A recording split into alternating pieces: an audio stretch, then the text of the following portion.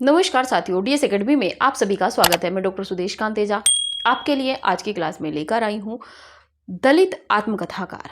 उन्होंने जो आत्मकथाएं लिखी हैं हम उसको जानेंगे।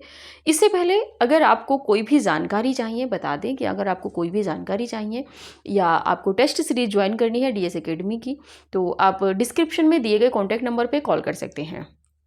जो टेस्ट सीरीज है इसमें 50 टेस्ट पेपर आपको दिए जा रहे हैं। जो टेस्ट पेपर हो चुके हैं वो आपको एक साथ प्रेषित कर दिए जाएंगे। जो शेष हैं वो आपको वीकली 2 टेस्ट पेपर के उससे चल रहे हैं, तो वो आपको मिलते रहेंगे। ठीक है, चलिए बात कर रहे हैं इस समय हम दलित आत्मकथाकारों की। इससे पहली क्लास में हमने देखा था, 2 क्लासों में, पहली क्लास में हमने देखा था आत्मकथा किसे कहते हैं, आत्मकथा की जो परिभाषाएं थी, जो आत्मकथाकार थे।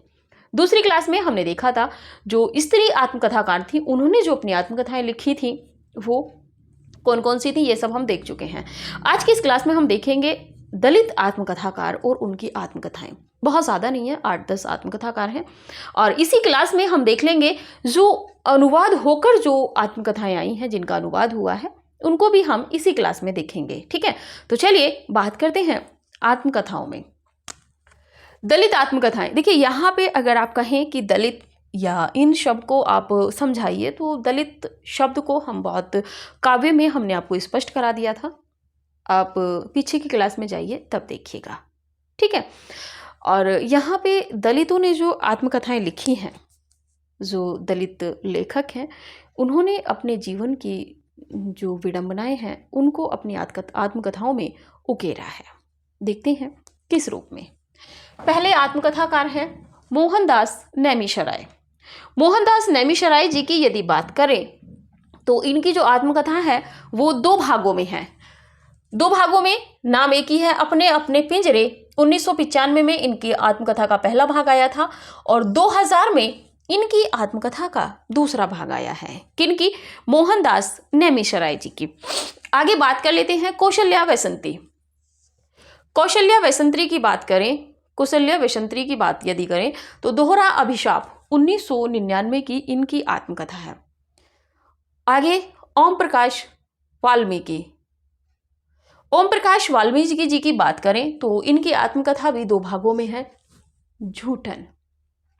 झूठन 2 भागों में है। पहली है 1997 में आई है पहला भाग, और दूसरा 2015 में ये आई है। यहां से प्रश्न बन सकता है कि निम्नलिखित में से कौन सी आत्मकथा 2 भागों में नहीं है। यहां से भी प्रश्न बन जाएगा, क्योंकि जो बाकी की आत्मकथाएं हमने पहले देखी हैं उनमें भी कुछ आत्मकथाएं 2 भागों में हैं। ठीक है। बात करें माता प्रसाद जी की। माता प्रसाद जी की बात करें तो झोपड़ी से राजभवन, झोपड़ी से राजभवन 2002। यानी कि एक व्यक्ति कैसे जो दलित है वो एक झोपड़ी में रहता है और उसके बाद वो राजभवन यानी कि राष्ट्रपति के पद तक पहुंचता है। यदि हम वर्तमान में देखें तो अपने महामहिम माननीय जो राष्ट्रपति हैं द्रौपदी मुर्मू जी, तो उनके विषय में भी अगर सोचें तो ये आत्मकथा बहुत सटीक बैठती है। झोपड़ी से राजभवन तक, एक आदिवासी क्षेत्र से एक आदिवासी महिला होने के बाद, पहली बात एक आदिवासी, दूसरी एक महिला होने के बाद वो इतने बड़े पद तक पहुंची है जो कहा जाए देश का सर्वोच्च पद है। ठीक है, तो इन्होंने लिखा है, माता प्रसाद गुप्त जी ने अपनी आत्मकथा किस नाम से लिखी है? झोपड़ी से राजभवन तक, 2002 में इनकी प्रकाशित हुई थी। डॉक्टर सूरजपाल चौहान। डॉक्टर सूरजपाल चौहान की यदि बात करें तो तिरस्कृत 2002, संतप्त 2006। रूपनारायण सोनकर की बात करें तो नागफनी 2007, मेरे जीवन की बाइबल 2007। दोनों महत्वपूर्ण हैं, रूपनारायण सोनकर की भी। डॉक्टर धर्मवीर की बात करें तो मेरी पत्नी और भेड़िया 2010, इन्हीं की आत्मकथा है। ठीक है, तो आप इनका स्क्रीनशॉट लीजिए। जो बाकी के 2-3 आत्मकथाकार बचे हुए हैं उनको हम देखते हैं, एक ही क्लास में, बहुत ज़्यादा ये नहीं है।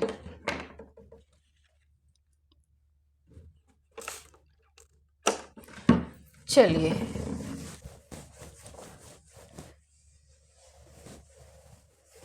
देखिए बचेगा आपसे कुछ नहीं, छोटी छोटी विधाएं हैं, लेकिन उसमें भी कुछ क्लासेज लंबी रहेंगी, कुछ छोटी रहेंगी। अब जैसे ये मुश्किल से 10 से 15 मिनट की क्लास है, क्योंकि इससे ज़्यादा इसमें पढ़ाने के लिए कुछ है भी नहीं।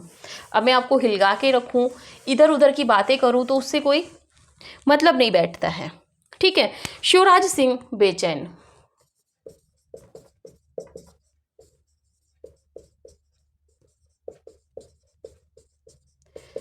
शिवराज सिंह बेचैन जी की यदि बात करें तो मेरा बचपन मेरे कंधों पर, मेरा बचपन मेरे कंधों पर 2009, बेवक्त गुजर गया माली, बेवक्त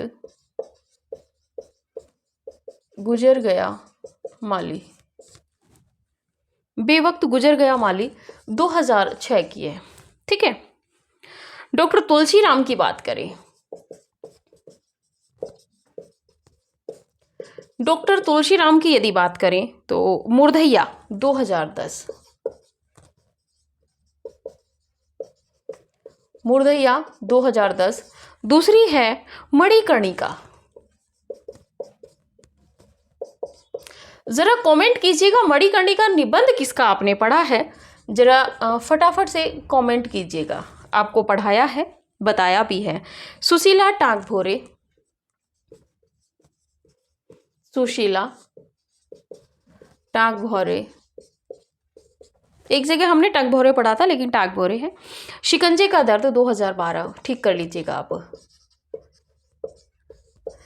शिकंजे का दर्द 2012। रमाशंकर आर्य,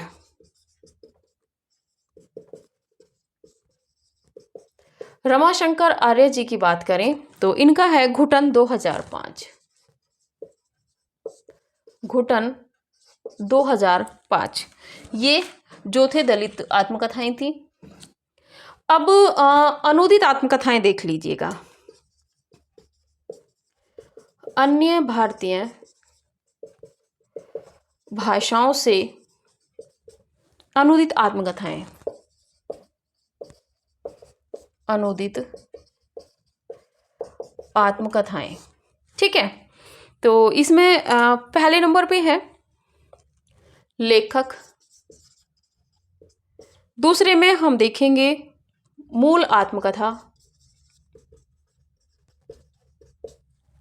भाषा किस भाषा में है, और तीसरे नंबर पे देखेंगे अनुदित,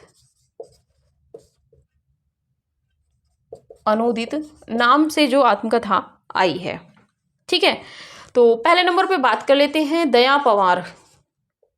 दया पवार की यदि बात करें तो मूल आत्मकथा है बलूद। भाषा की बात करें तो मराठी है, और ये किस नाम से हुई है, अछूत, अछूत नाम से 1979। शरण कुमार लिम्बाले दूसरे नंबर पे हैं, शरण कुमार लिम्बाले। शरण कुमार लिम्बाले की यदि बात करें तो इनकी है अक्कर मासी। भाषा की यदि बात करें तो ये भी मराठी भाषा में है, और जो इसका अनुवाद हुआ है वो अक्कर मासी से हुआ है, अक्कर मासी नाम से। कब हुआ है तो 1991 में। लक्ष्मण गायकवाड़ तीसरे नंबर पे हैं,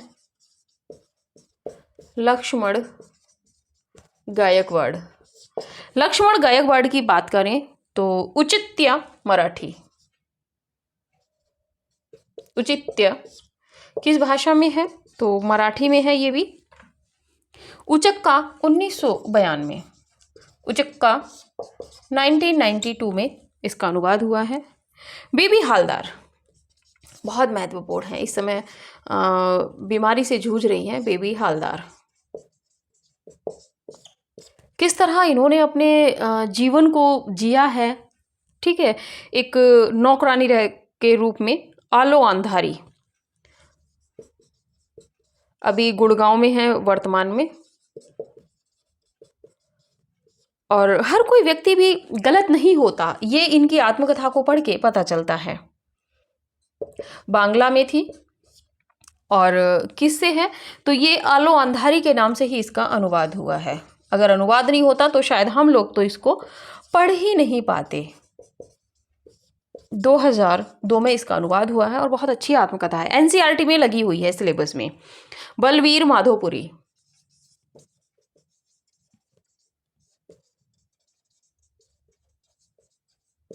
बलवीर माधोपुरी की है छांग्या रुख। छांग्या रुख पंजाबी में है और इसका जो अनुवाद हुआ है वो छांग्या रुख से हुआ है, इसी नाम से हुआ है 2002 में। ये थी आपकी आत्मकथाएं, यहाँ पे कंप्लीट हुई हैं बिल्कुल। आप स्क्रीनशॉट लीजिए।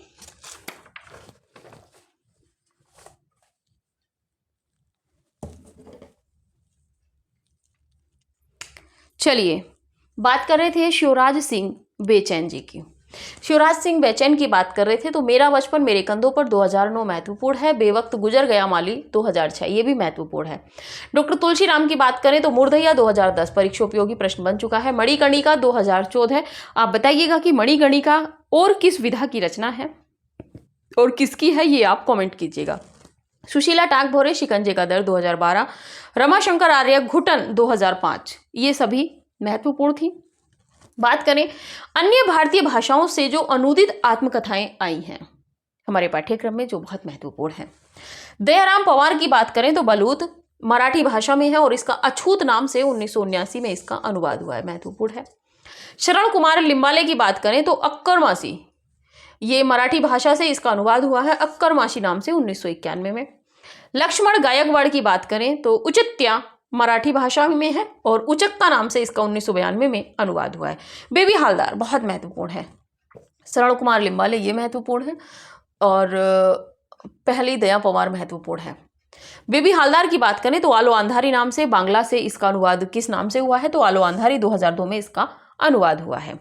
बलवीर माधोपुरी की यदि बात करें तो छांग्या रुख पंजाबी भाषा से इसका अनुवाद हुआ है छांग्या रुख के नाम से ही 2002 में। ठीक है, आप स्क्रीनशॉट लीजिए फिर देखते हैं।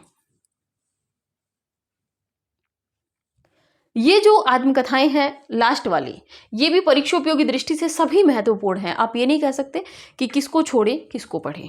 ठीक है, तो बलवीर माधोपुरी, बेबी हालदार तो आपको पढ़ना ही पढ़ना है। और अगर एनसीईआरटी वाला कोई बच्चा आपके पास है जिसके पास 12th में ये लगी हुई है, तो जिसके पास भी ये आपको मिल जाए तो आप एक बार ये जो आत्मकथा है बेबी हालदार, ये बहुत छोटा सा भाग उसमें दिया हुआ है एनसीईआरटी में, लेकिन आप उसको ही पढ़िएगा। बहुत ही एक तरीके से कहें कि आपको सकारात्मक ऊर्जा से परिपूर्ण कर देगी आत्मकथा। बहुत अच्छी आत्मकथा है। ठीक है, तो ये थी आपकी सभी आत्मकथाएं और आत्मकथा आपकी कंप्लीट हुई हैं। मिलेंगे अगली क्लास में। जिनको भी टेस्ट सीरीज ज्वाइन करनी है 9568802463 पे आप लोग कॉल करेंगे। डेमो टेस्ट पेपर अगर आपको चाहिएगा तब आप इसी नंबर पे व्हाट्सअप करेंगे। ठीक है, और जो टेस्ट सीरीज है वो 50 टेस्ट पेपर 750 रुपये में हम आपको दे रहे हैं संपूर्ण पाठ्यक्रम में। और इसमें जो एक टेस्ट पेपर रहता है वो भी संपूर्ण पाठ्यक्रम पर ही रहता है, यानी कि एक टेस्ट पेपर की यदि आप बात करेंगे तो प्रति टेस्ट पेपर की बात करेंगे तो एक टेस्ट आपको जो है वो 15 रुपये में पड़ेगा और इसी के साथ में 125 प्रश्न रहेंगे संपूर्ण पाठ्यक्रम पर। ठीक है, तो जिनको भी टेस्ट सीरीज ज्वाइन करनी है, बहुत परीक्षा उपयोगी टेस्ट सीरीज है, तो आप इस नंबर पे कॉल कीजिएगा या डेमो टेस्ट पेपर आपको चाहिए तो इसी नंबर पे आप मैसेज कीजिएगा। ठीक है, तो अभी की क्लास यहीं तक रखते हैं। मिलेंगे अगली क्लास में अगले नए किसी विधा के साथ में। तब तक के लिए नमस्कार।